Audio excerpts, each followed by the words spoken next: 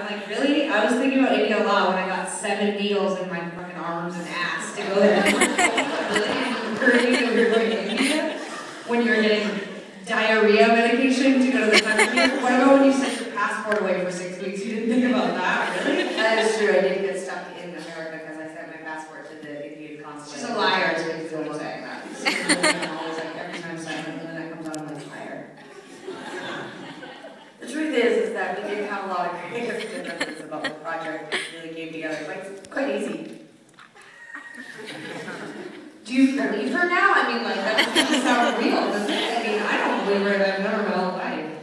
I didn't really think about India until, it didn't really occur to me maybe going to India. Sorry, I can't raise my arms because I just got 6 shots because I'm going to India and you have to get like 100 needles. Okay, if I could just expand on that statement that I made. The truth is that I didn't think a lot about India, even when I was getting inoculated, and I bought outfits for India, got my hair cut. I mean, I prepared for India. There's no doubt, but I think that fits into a different category. I was thinking about it. It was more like preparation for. You know, I didn't imagine like what it was feeling. Sara's at LAX. She's like, what are you guys doing here? And we're like, we're going to I didn't know about videos of India. Like I was like, you know, I'm just gonna fly by the seat of my pants. I had my little bottle of sleeping pills and my little bottle of wine, and I just was like, I can't wait to get there. And then I woke up and there it was.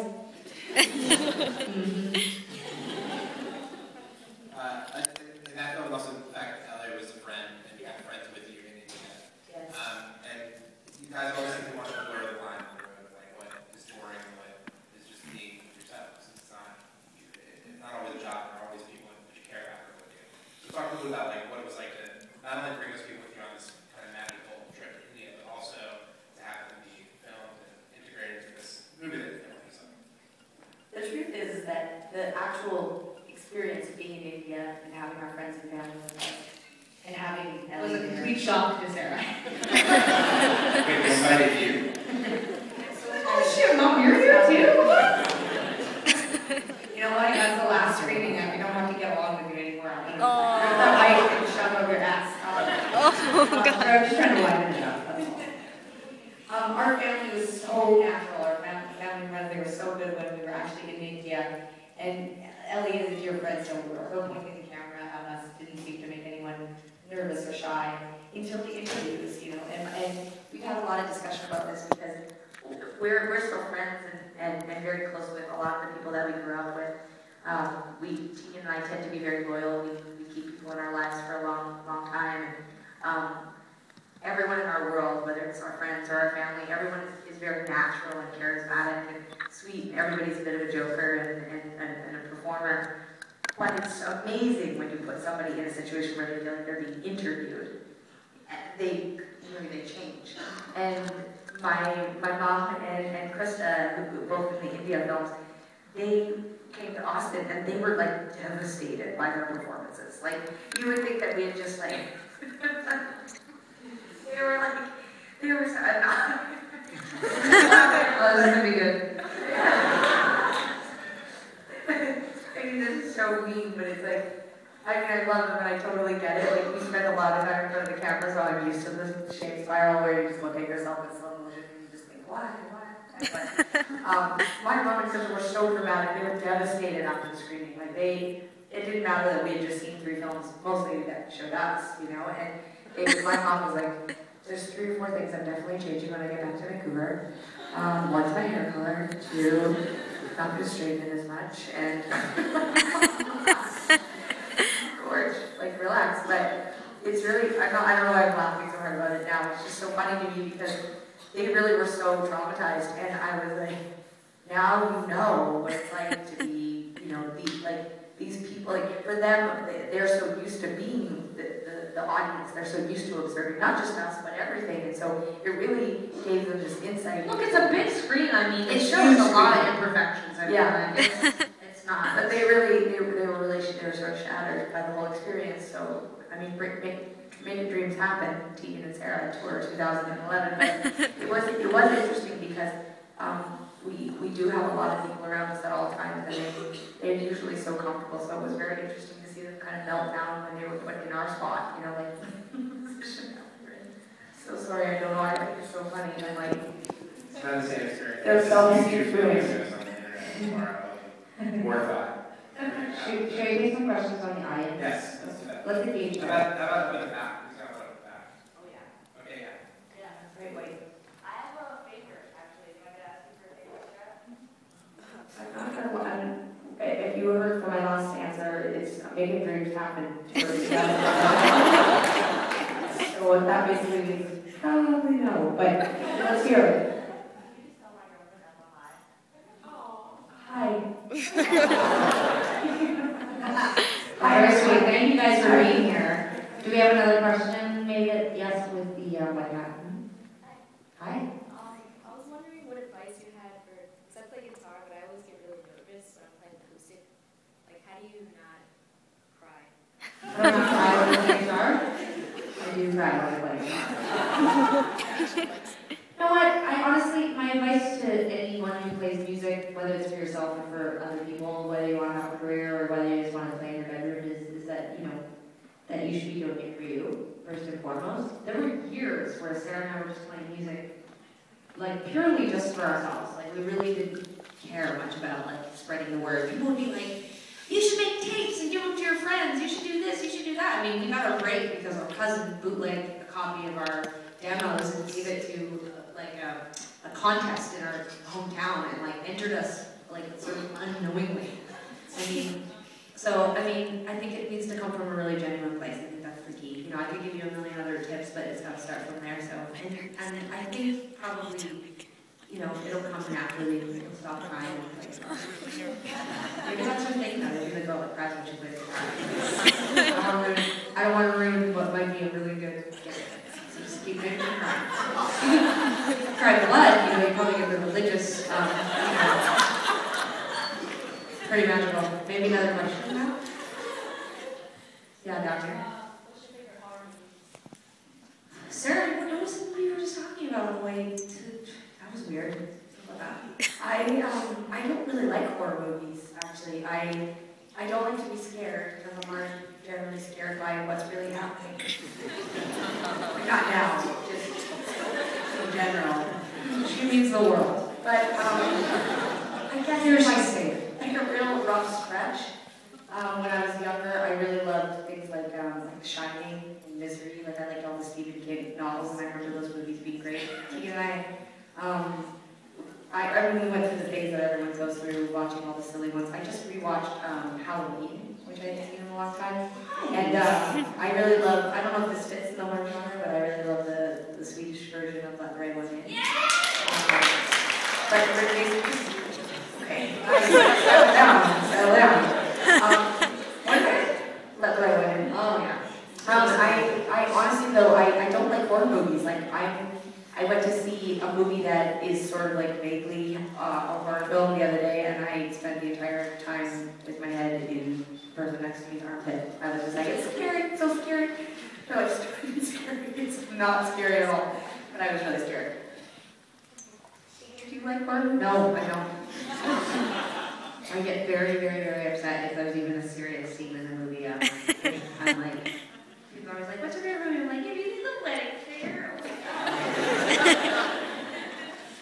Did you see something borrowed? Moneyball, cried 3 times. Love it. Take one more. Sure, let's get it. Right here. First of all, great. Everything great. Everything you do is good.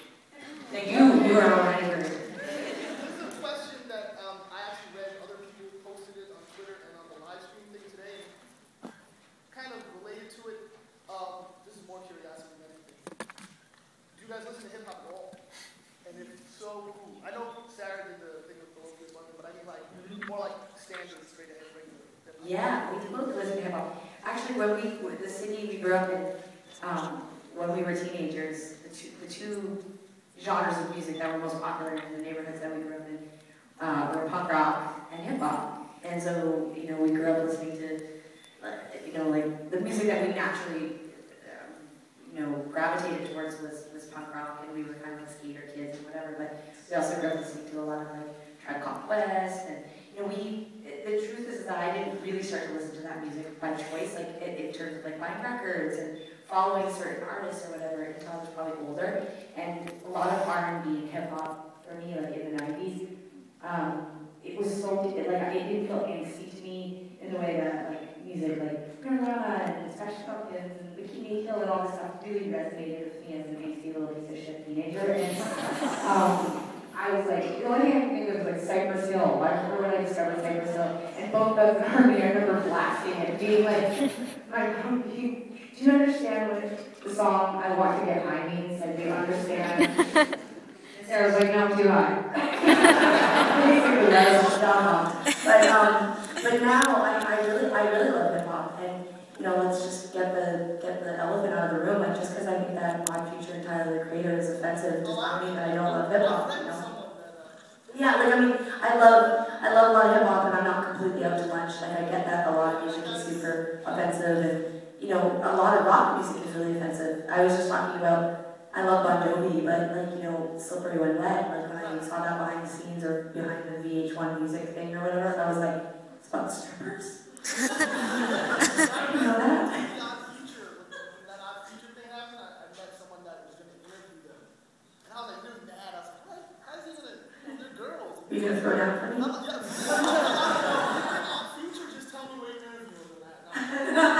Well, I appreciate that. But I do love hip hop. I think Papa Picture Number. My favorite thing in like some of the craziest records that I love in hip hop and R&B, like I love The Dream, and you know I love The Clue, and I also really like there's some records that are just crazy, like clips and stuff like that. Like some of that stuff is really offensive, and I know it's really offensive, but I also you know like the context of what was happening with Odd Future and Tyler the Creator felt really different to me.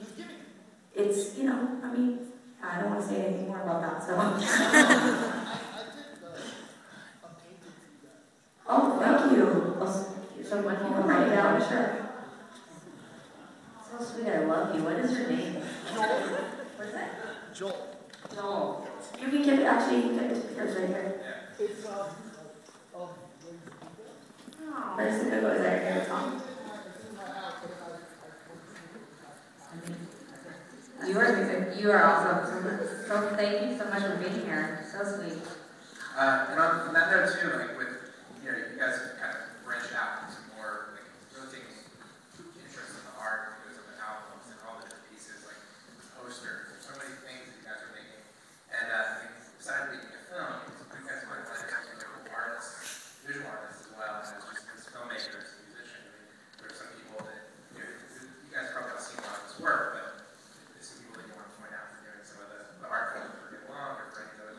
yeah, I think one of the things that we love most about Tegan and Sara is that you guys seem to love that we constantly have new stuff, whether it's merchandise or books or DVD or releasing our demos or just running a blog off of our website. You guys fuel it, so it's your fault. If you're like, why don't they just stop this? Stop with all this shit.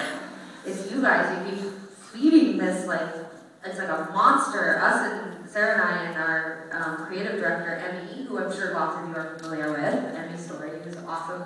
And anything that like has come out in the last 9 years, 8 years, has been from her. Like anything creative to do with Tegan and Sara. And all of our artwork, our albums, our website, our posters, our t-shirts, everything's all been Emmy. And it feels like really exciting because we're always like once a month getting together with her and coming up with new ideas. So, but you know, I mean, we have amazing, amazing artists in our world all the time. I mean, I feel like we've worked with some really wonderful people. You know, I have been dating a photographer for 3 years, so we have a lot of better photos now. I mean, now I'm just like, oh, can you take a photo of us? We need a new photo. How's my hair look? Take a new photo and update our page. So that helps. But, I mean, we have some really wonderful artists in our world. I mean, we could sit here all night and be bands. We were talking earlier about collaborations, like Sara working with Theophilus London. I mean, I just did a song with a hip-hop artist named Astronautilus, and I drive a car in this video, which is the most exciting part for me. The song's really good too, and you know, we're just so lucky right now. We're getting to do a lot of really neat stuff. So, but it's fueled by your guys' interest in it. So, just keep that credit card. We've got some really neat stuff. Emmy's getting real weird. She's getting real weird for the Christmas holidays. it was it great for you to kind of give the spotlight to like Ted, had a lot of interview time in the India film, and like we get to see Howard in the last film kind of. I thought that was a really great scene, like when he's kind of, I mean, very sweet ending, but when he also kind of like, you can see like a little bit of a window into the creative process when you got in the studio with him, where it's like, you know. I feel like some of the people in our world are almost, and like we used to joke Emmy was like the third member of Tegan and Sara. I mean, there's an online message board where people talk about Tegan and Sara a lot. There's like a page that's just devoted to all the other people that work with Tegan and Sara over the years, which initially we thought was really weird, and now we're kind of like, you know you've made it in Tegan and Sara when you're on the page. Like, people work for us and they're like, I'm on the members of the others page. And I'm like, oh wow. Oh, we gotta keep them around. They're just real serious. So, yeah, this movie was a privilege in a sense because we got to finally like highlight some of these really amazing people. Well, someone like even Chris Hibbins, who is our tour manager in the India film, we've been working with him since our second record. So 100 years has passed since he came to work for us. And we have been through a lot, like so much, I mean nearly a decade of touring. And he keeps us like sane and safe. yeah, like he really, he becomes like there are days where he's like a dad, and there are days where he's like a brother, and there are days where he's like, he's just a friend, and there are days where he really is like, he's a tour manager, we've hired him, he has a job, we have a very professional relationship. But it does keep you really sane, and I don't know if that's interesting to you. I don't know, but it feels somehow like we're opening up the circle of trust by showing you who we work with, and who we hang out with, and who we associate with. And Tina and I have always been really intense about keeping a really great group of people around us. We have really strict rules. We're hard to work for. We don't like people to drink on stage, and we don't allow drugs on the road. And we're opinionated. We make everyone stay up till 3 in the morning talking about politics. And we just talk about our feelings. I mean, we talk about our feelings a lot, and like we're really clean. We're always yelling at everyone to be cleaner and stuff. And it's funny. It's like in a strange way, a lot of the people that have been toured are kind of like they're magical or something. Like they're just masochists. I don't know, but. So it's cool for us to finally let them be in the limelight a little bit. Yeah, and also, I mean, this is kind of a point in your career where this feels like a point where you're looking backwards and kind of taking stock of everything that's happened since then, gathering steam, kind of move into the next phase. But do you feel that way about this project? Like this is almost like a message board in a way, that it's like a real physical document of the first part of the career. Yeah, absolutely. I mean, we meet fans all the time who've been with us for a year or 2 years or 10 years, but they're with us, and I feel like whether we're putting a record out or a blog online, or we're doing a show, or we're telling a story, or we're doing a screening and a Q&A and a DVD, I mean, it's kind of like we're on a Facebook page, but it's like alive. Like, forget Facebook for a second, go with me on this tangent, but like, it's basically like we're living Facebook, or like we are Facebook, and it's like we're constantly updating it, but in like real life. And I think that, I think in a sense, what we're doing with this DVD in a sense is sort of like refreshing our entire Facebook page. It's like we're like giving you an archive, but then we're like directing you to a new place. But it's called Facebook. Come on, whoa, I love that. Facebook. Someone's buying that. So I'm going to do it right now. I'm about to do it on Facebook. But anyway, I just feel like we're like saying goodbye to that, and then we're starting up a whole new thing. And I feel like these sorts of projects need to happen because of that. Like it needs to, and we're not writing a new record. And it feels like this is the time for like a fresh start, a reset button. Probably could just use like the lizard whose tail it gets cut off and then just grows a new tail. Whatever. Would that have been a better analogy? Would that be more simpler? But someone wouldn't be a billionaire. More like a winning, like face to Facebook. Did anyone listen to Face to Face? And I really want to love that band. I mean, yeah. I love them. Okay, maybe we should take a few more audience questions. I can see people very excited. Yeah. Let's have our right here. Yeah. Why You gotta be ready. You're forcing her.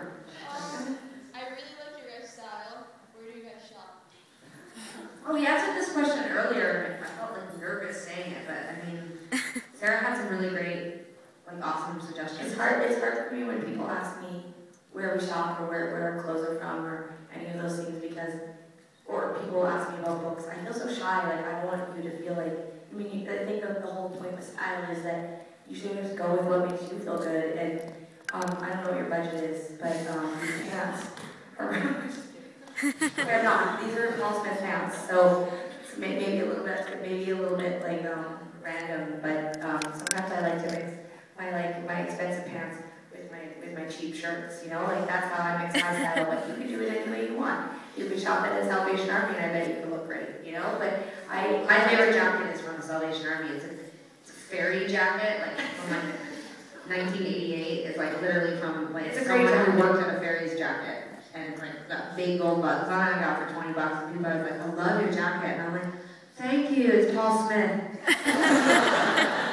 I think the key to style though is just to be yourself. To dress however makes you feel comfortable. Oh, I'll put it on for you. Oh, stop. Yeah. You hang on. I sure was a drama.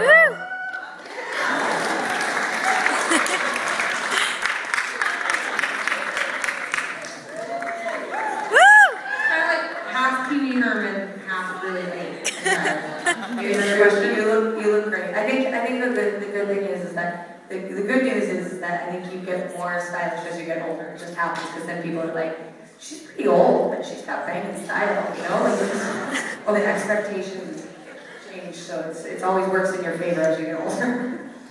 All right. How about in the top there, you have a red jacket or no, or a black jacket. Sorry, you jumped on my so sad. I know you.